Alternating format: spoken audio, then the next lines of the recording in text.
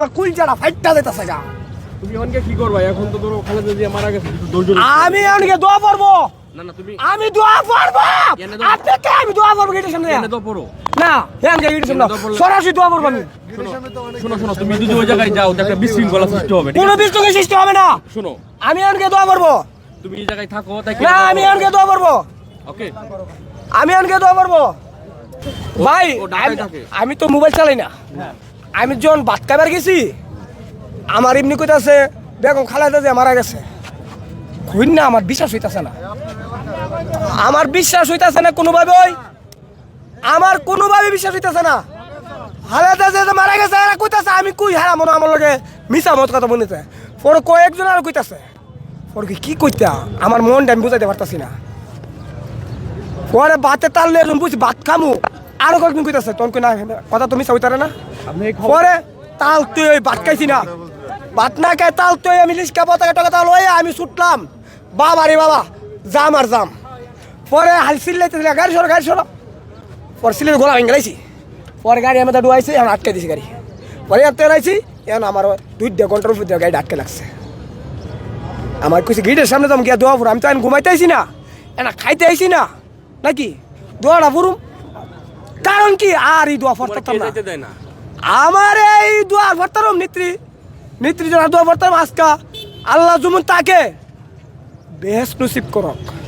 সেই দেশের জন্য অনেক কিছু করছে, গরিব শ্রমিকের জন্য অনেক কিছু করছে।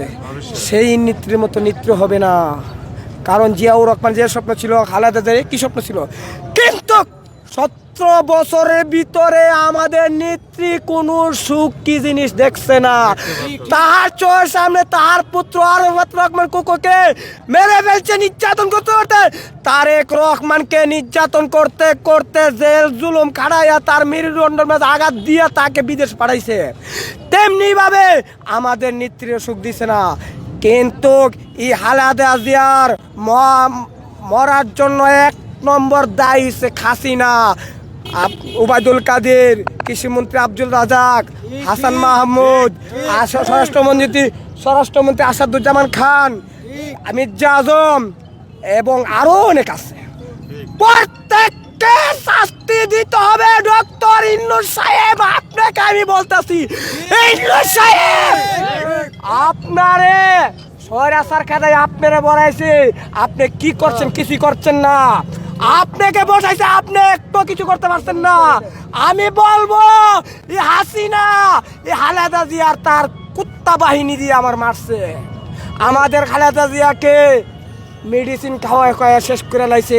এই মেডিসিনে আমার খালেদা জিয়ারে ধরছে। তার ডক্টর ইউনূস সাহেব যখন আপনি আরো কয়েকদিন থাকবেন, আপনাকে এটা দেখতে হবে একটাও যেমন চান না পা।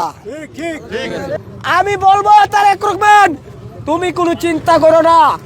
বাংলাদেশের 64 জেলায় 68,000 গ্রামে তুমি প্রত্যেক জনের সন্তান হইয়া, ভাই হইয়া, বাবা, তোমার সারে বাংলাদেশের তুমি গড়ে গড়ে তার সন্তান হইয়া থাকবা।